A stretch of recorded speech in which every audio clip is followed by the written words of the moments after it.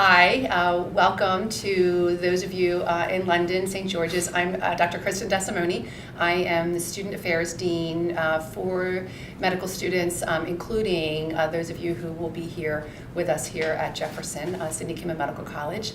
And we are going to have the students introduce themselves, and we're going to go ahead and get started with an informal question and answer panel based on some of the questions you've provided us recently that will incorporate some of the questions you may have about your experience here at Sidney Kimmel Medical College in Philadelphia, Pennsylvania. So I'm going to start with Michael.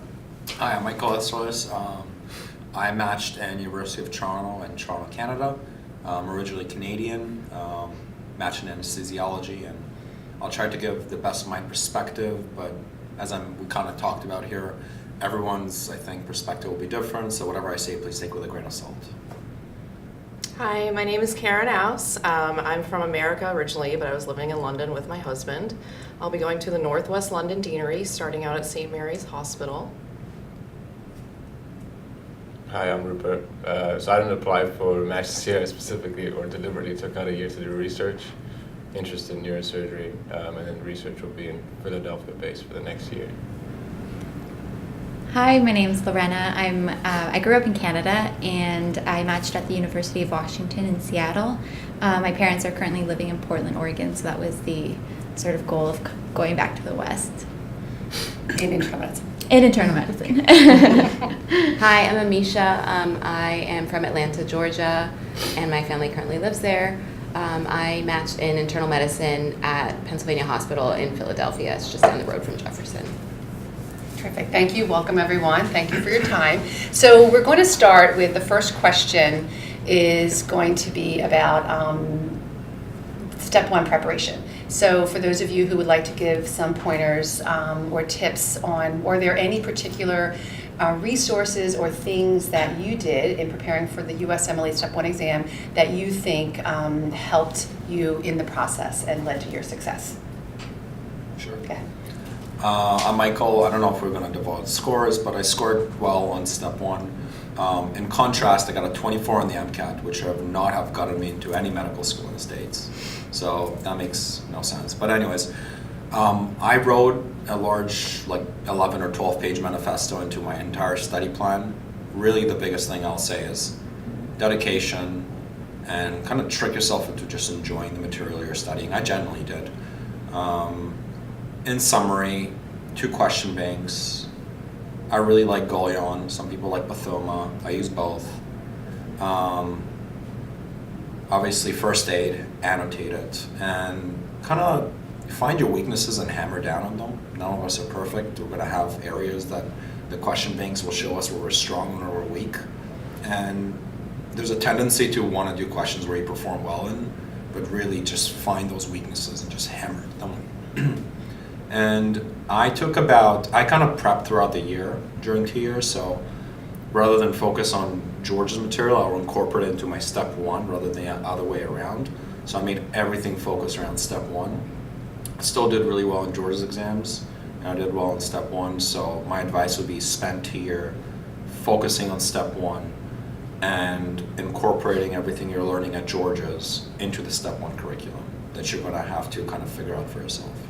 May I just ask, so you mentioned 2 question banks in particular. What 2 question banks did you use? I used Kaplan and UWorld, specifically Kaplan in the beginning of the year. I only completed about 70 or 80% of it. UWorld I only did once. Some people do it twice. I would recommend to start UWorld after January. That's my experience. Okay, thanks. Anybody else? I kind of did it the other way around from Michael in that I used George's material to guide my Step 1 studying. So when we had, say, like a renal week for PBL, I would do all of the renal stuff for USMLE.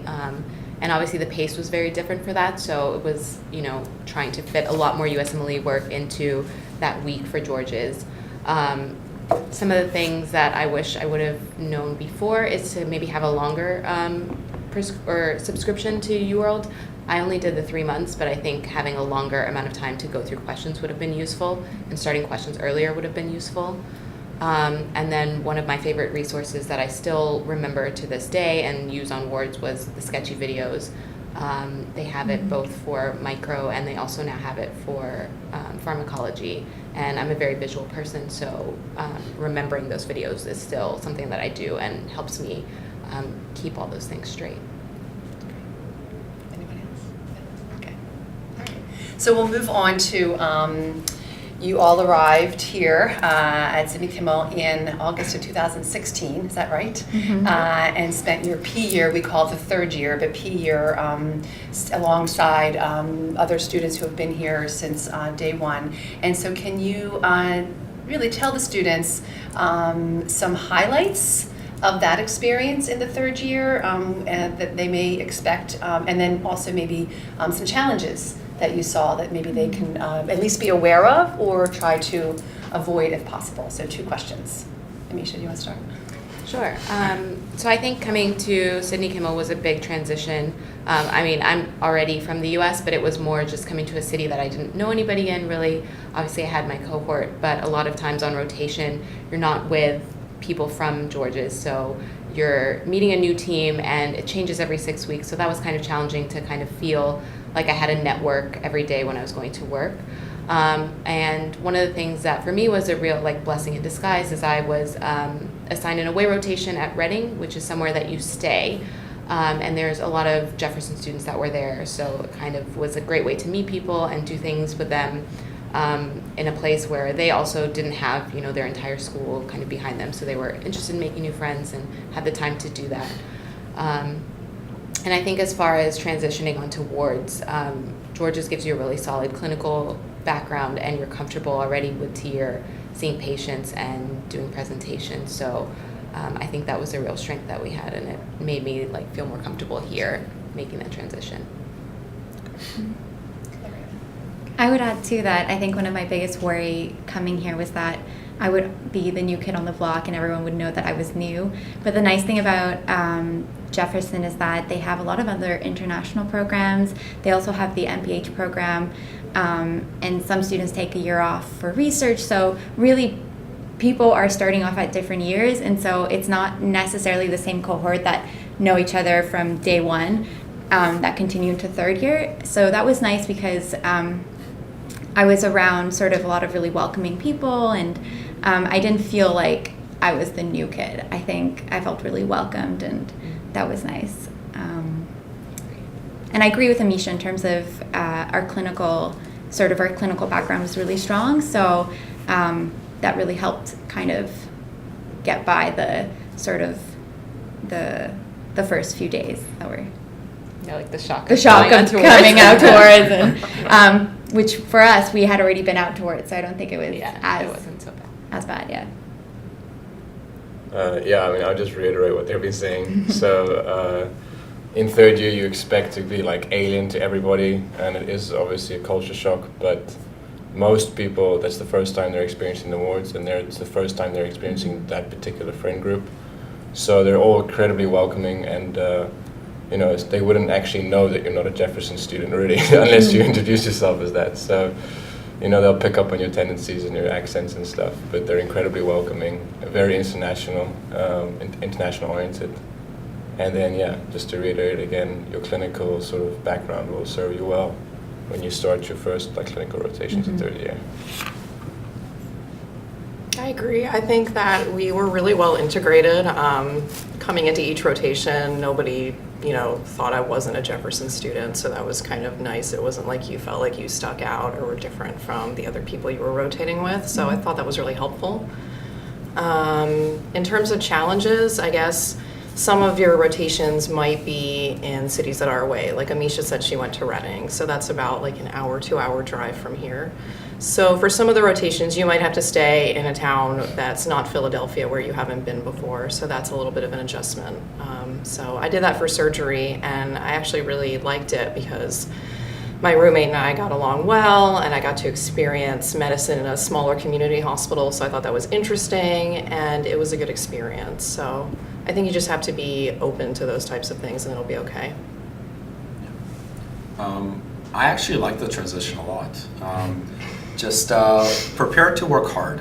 That's really the biggest challenge. Not that we don't work hard in the UK. We actually had 6 months into year of pure clinicals. They're just a little different. Here you will work long hours. The patients are yours. You're responsible. In the UK, it's kind of like, not always, but it's Monday afternoon. I guess it should clerk a patient. It's kind of a different culture work-wise. I agree with what everyone else said. I met great friends on my away rotations. Like I was at York for family medicine. I made a roommate that we're still friends nowadays. You will get all your Georgia requirements done. I read a question about that. Don't even worry about that. I mean, everything you need to get done for Georgia's will be taken care of. The Jefferson experience in particular, you will not be distinguished because you will have the same name tag. You will be on Blackboard with the same courses. They will prepare you for step 2. So rest assured, you'll get very good training. And I'll kind of touch on that again when we speak about residency, but if you plan on coming to North America, the connections you will make here will be priceless. And I encourage everyone who considers matching the States or Canada to come to Jefferson to get this North American experience because those connections can really help you. Thank you. So let's touch on something that Michael just mentioned, which was which is actually one of my questions as a student here at Jefferson, but really following St. George's curriculum, where we really are doing our best to blend and overlap many of the things that we're doing here at Jefferson and what the St. George's curriculum requires based on the UK structure.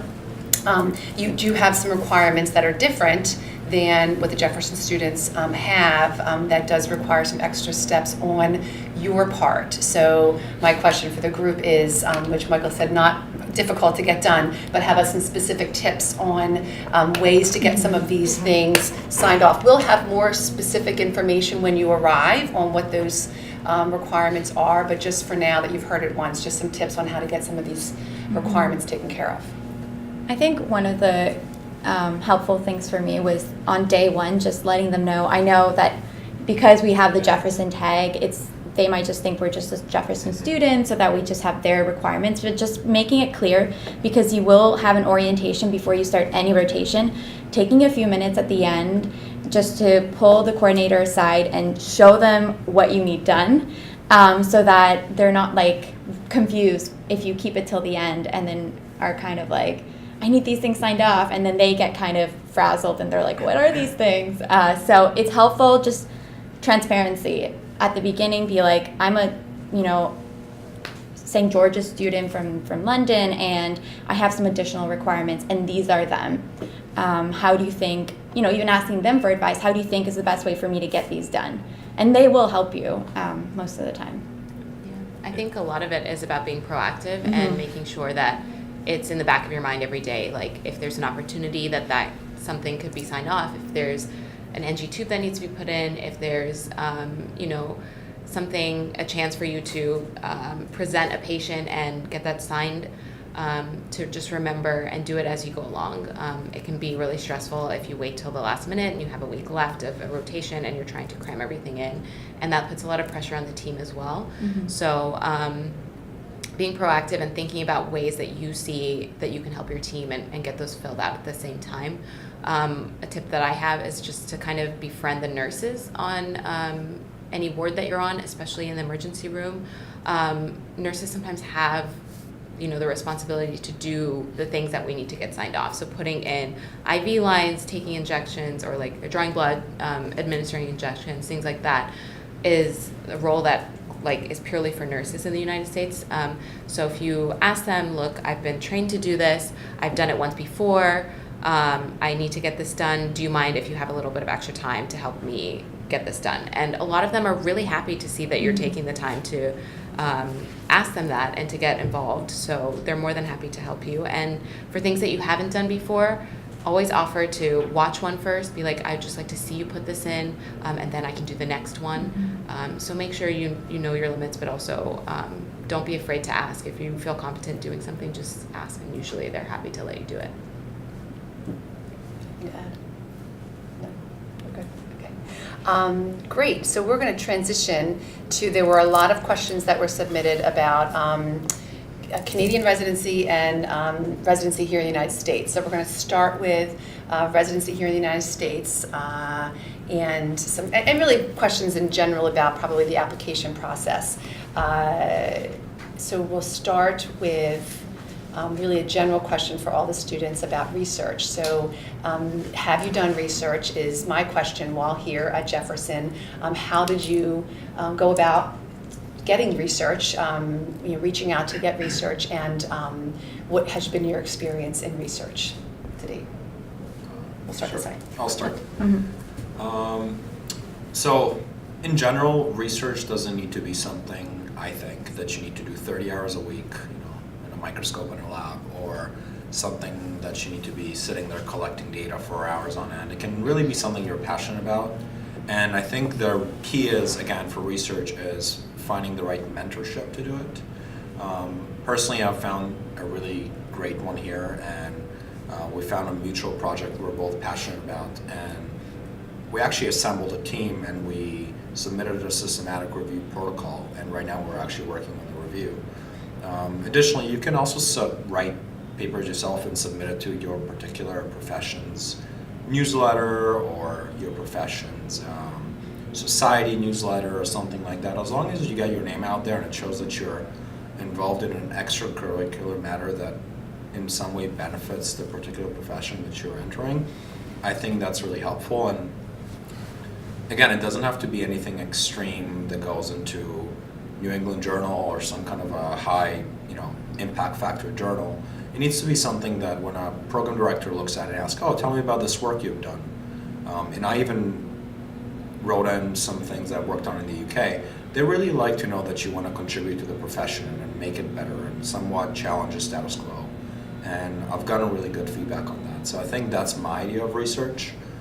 It's not necessarily finding the next groundbreaking cure or whatever project it is. It's really showing that you're involved in the profession early on.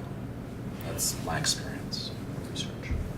Yeah, I'd say Jefferson's a nice, intricate community. So, it's pretty self-amplifying. Once you develop a relationship with someone and you write them a case report or something, then they're willing to lend their mentorship, and that serves you well. So again, like Michael touched on, it's just showing that you're interested in the craft and willing to contribute to the whole sort of industry, whatever you're interested in, and then it helps you develop the relationships, which obviously benefits you down the line. With regards to me specifically, you will meet some sort of obstacles just because we are not Jefferson students by default. So, for instance, a lot of third-year U.S. students will deliberately take out a year between third and fourth year to conduct a whole year of research. That includes bench work, so lab work, and clinical sort of scheduled studies. But because we're here on a different visa, and because we have a requirement to complete our course within that 24-month time frame, I actually had to graduate and then take out a year following graduation, and that obviously will, create sort of friction on its own.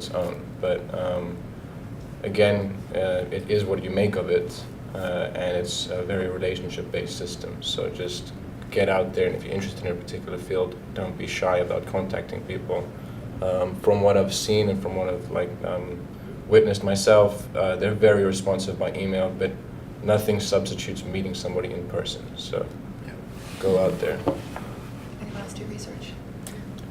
So we both didn't do research, and I guess we can just say that it's not absolutely necessary. I think really it's dependent on what field you go into. We both went into internal medicine, and I'm not saying that some people who went into internal medicine didn't do research. I just think that there are certain specialties where it's not as great of a highlight or as great of a requirement. So following on that, Mm-hmm. one of the questions is, we're going to jump a little bit to really those of you who applied for U.S. residency, what factors in your experience do you think led to the interviews that you received and how the interview process went? Were there things specifically that were pointed out on the interviews? So the questions from the students had to be other than the USMLE score, but publications, research, volunteer work, your school, coming from St. George's, other things that you think may have been helpful in determining the residency application process, the interview process. Sure. I can start. So I think getting the interviews and the interview itself Very are different. two different worlds. Absolutely, agree. Two different worlds. Let's start with getting the interview. Aside from scores, I think connections are very powerful, and I'll touch on that again, why. Obviously, we all go through a very standardized process. We're applying through ERAS. It's, you upload your documents, the school uploads the letters, you need letters of recommendation, and, you send them off, and essentially they're, like, on our end, we can filter schools by state or whatever, and we apply to them. The program directors can filter applicants by step 1 score, by visa requirements, by all sorts of stuff. I became suspected that I'm likely filtered in some schools that was targeted, and I actually decided to contact them before invitations went out to kind of say, hey, I exist, look at me, but in a very professional way, and kind of highlighting why I want to go to that school. And I also went to an anesthesiology conference that conveniently happened to be about 2 weeks before applications were due. There were actually a bunch of residency booths, and I shook hands and met with the program directors, and I got like 5 interviews after that conference. And I think that's really important, that if you have the chance to do that, it's a big advice, attend one of those conferences. I met anesthesiologists in some of my rotations here, like Bryn Mawr, who, for example, I wasn't hearing from Penn, and I really wanted to interview there. So I sent an anesthesiologist an email and say, hey, look, is there anyone you can introduce me? A day later, I got the interview. So I don't know if I had to do that, but I'm pretty sure that an email was sent, and things work that way. So if you have some people who are willing to vouch for you and make a phone call on your behalf and say, hey, look at this person's application, you might have missed them on a URAS, it can really win you some interviews. So keep in mind that you can be a competitive applicant on paper, but if the program director doesn't see you because you were filtered by this person needs a visa because he's not a US student, you may actually have to politely ask for some interviews. And students here in the US do that all the time. So I think that's a really powerful technique that you should keep in mind. If you were to just, I think, shoot out your application and wait, I would have probably had half of the interviews that I've had. In perspective, I've had a total of like 21 interview invites, and I've gone on 16 here. So I guess I can go next. Yeah, so I do definitely agree with a lot of what Michael said. In terms of getting the interview, it's really, you have to imagine how many applications they're getting. So they have to filter you in some way, and usually the easiest way to do that is through your STEP scores. So do take that exam super seriously. I would say for myself, I had an average STEP score. It wasn't stellar, it wasn't bad. And I think that probably helped me sort of get the interview. But just as an example, I was actually waitlisted for the program that I actually matched into in the end. So for me, I think what ultimately got me where I am is my interview, because I was a waitlist applicant and then became a match because of my interview, I think. The other thing that I think I was strong in was my clinical grades, I guess you could call them, or clinical evaluations, exactly. I think that's was brought up a lot in my interviews, and they do read those. So after you get the interview, it doesn't become about your STEP score anymore at all. That's out the door. They know that you can read a book and answer questions. It becomes about, is this student going to be a good resident? Are they going to be able to work with others? And they get that information from clinical evaluations. So once you're on the wards and on rotations, really sort of just give it your all. Be proactive, be interested, and take them seriously. Even if it's not a field you want to go into, take every single rotation as if you wanted to go into that field. I think that's the greatest advice I could give for that. Yeah, absolutely agree with that. I think I went into third year not knowing what I wanted to do, so I went and gave every rotation my all, and showed a lot of interest. Mm-hmm. And exactly like Lorena said, a lot of people mentioned my clinical evaluations to me during my interviews, and additionally, they also mentioned letters of recommendation. So I think for me, being at Jefferson in Philadelphia was priceless because so many of my interviews actually came from the Philadelphia area, and people were like, oh, we know this letter writer, they had nice things to say. I think one of the things that is nice about having letter writers from here is actually some of them took interest in the partnership with Jefferson and George's, and actually went out of their way to have a small short meeting with me to say, please give me a better idea of your background. What is this program? How do you feel like it's been a strength for you? And I think they incorporated that into the letters that I had. So it gave programs a better idea of the program itself. It helped them to, understand where I was coming from, and really just gave them a good idea of why I might be a good fit for their program as well. So, and like Lorena said, just making sure that you can, talk to your interviewer about whatever they want to talk about. A lot of my interviews, we talked about food. So it's not, what are you reading every day? How are you going to contribute to our field? It's a lot about do you have a good personality that will fit with our program? And I think they always say you end up matching where you fit best, and I really do think that's true. Mm-hmm. Absolutely. I agree with what you said. Fit is a big theme here. They really want to make sure, can we tolerate this person for 5 years and they do their job and make us happy. I mean, that's once you get to the interview. But I also think one thing I forgot to say is have a good story. I think people like a good story, and that incorporates into your personal statement, but also in your interview. So it's never too early to start thinking about what you want to do and kind of show that commitment. And actually the partnership with George's came up all the time. And even though it's novel and it's new, not that you kind of need to sell it, but if you just explain it, people are interested. Like, wow, that's actually pretty great. I don't see how you're different from a US student because you did all your clinicals here. And clearly you passed your exams, so as far as I see it, cool. And there was really no pushback at all during the interviews. And just to recap on some of the things that were highlighted here, you'll see a little bit of a theme is one, you're already prepared in your curriculum now to jump right into the clinical years, and so it should be seamless. And part of your application process, which we will walk you through when you're here, like all the other students, is going to be your clinical evaluations, whether it's in a letter of recommendation or in your dean's letter, which I will highlight and take care of and work directly with St. George's for them to produce the letter at the end of the day, and I'll walk through that process with you when the time comes. But networking is really important, so we advise all of our students, including our St. George's students, to really reach out for a specialty advisor once you figure out what field you'd like to go into. Not everyone does it, and not everyone takes advantage of that, but we really encourage all of our students to do that, so that you might have an opportunity to go to an anesthesiology conference and network and meet people. I did that when I was a student and met residency program directors at a family medicine conference in Kansas, or have someone make a phone call for you on your behalf, which again we do all the time, but definitely easier to do when you have someone in your corner. And so that, and well, I'll be in your corner, but I can't help out in anesthesiology corners because I'm not an anesthesiologist.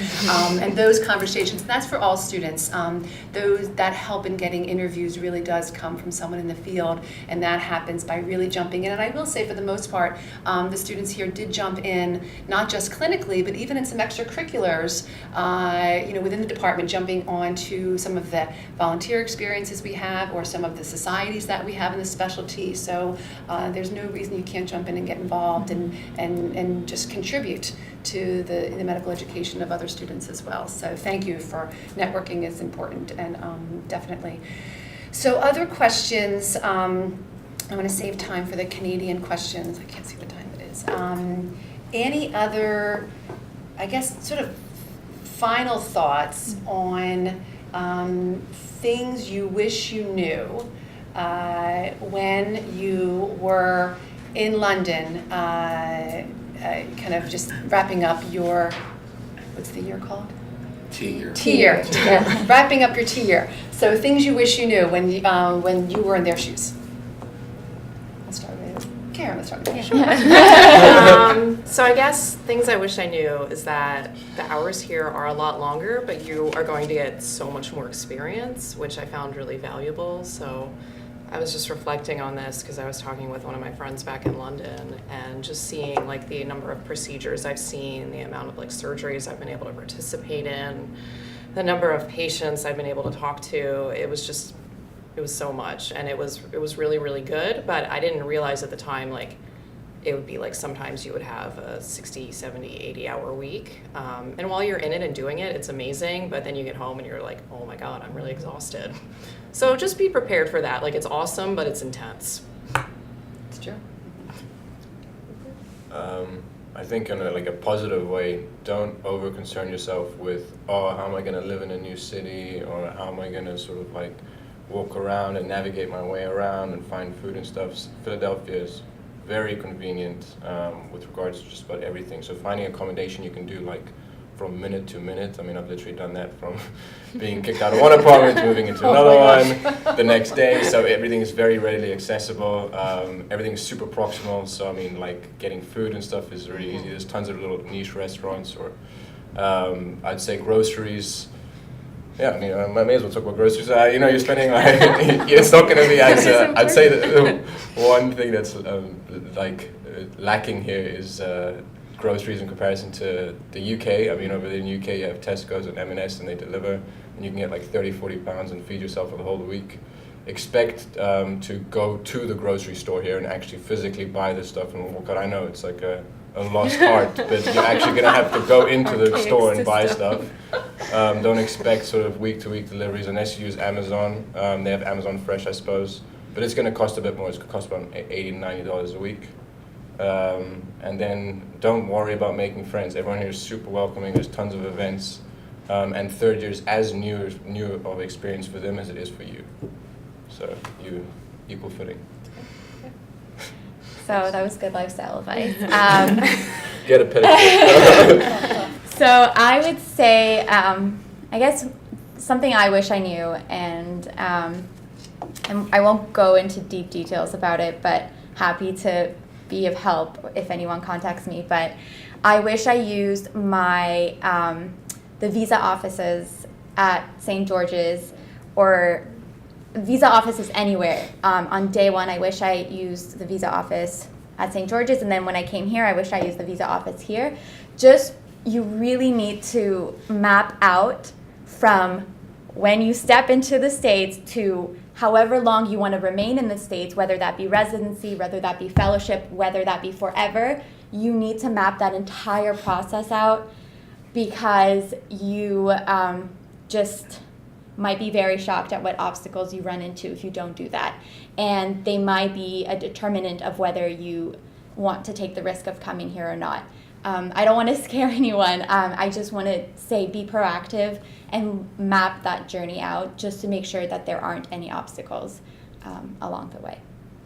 And just to echo for what Lorena was saying, you've already heard from Mary Angel from the international office here at Jefferson. You will meet on day one with the international office as like an introduction, but they are your point people, and will be really up to you to kind of keep in contact with them. They're there for you to reach out to them. So I agree, keeping close contact, because they definitely understand the process and want to offer whatever support they can give you. And I guess What you more wish you so knew. than like things I wish I would have known, just advice, general advice. I think coming here, we were kind of the first group, and so a lot of things were different and things were still getting fleshed out. I'm really close to a lot of the third year students here who are from St. George's, and I think things are, much smoother for them as it gets, every year progresses. Obviously, we learn from things and we have advice to give, so I think that you guys are in a really good place. The overlap of the curriculum is really good. We get everything done that we need to for George's. And just don't stress about the little things. As long as you're flexible and you have a good outlook, the experience is really great. And if your goal is to get a residency in the U.S., you absolutely will benefit from being here for 2 years. Touch on what you said, Amisha, stressing with the little things. I think it's easy to, you know, when you're in an environment where everyone's stressing over the little details, you kind of get sucked into that. Don't worry about it. It's going to work out. I think the opportunities I got from, you know, going to medical school in the UK and having the experience here, I mean, I didn't apply in the UK, but I could have. That means I would have had doors open in the UK, in the US, and Canada.